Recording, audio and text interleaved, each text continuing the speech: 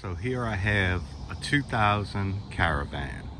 This video is just going to be a preview of a longer video that I'm going to do. The reason why I'm doing this video is I have 299,000 miles on the clock. It's got a lot of miles on it.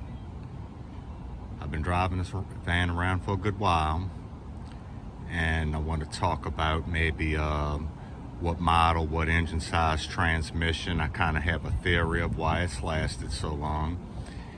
Get your thoughts on it, and you know, just kind of maybe go through what I had to do to keep it on the road.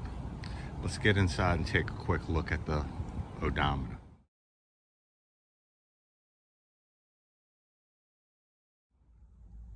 So I have a 2000 Dodge Caravan. I've been driving this thing around since it was new. I've got 299,074 on the odometer.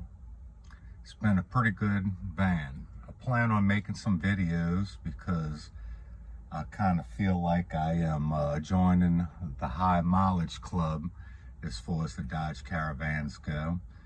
And I think they got a bad rap for a little while, but I believe that this van has been a pretty good van. So like and subscribe, leave a comment, tell me what you think, and there'll be more videos to follow.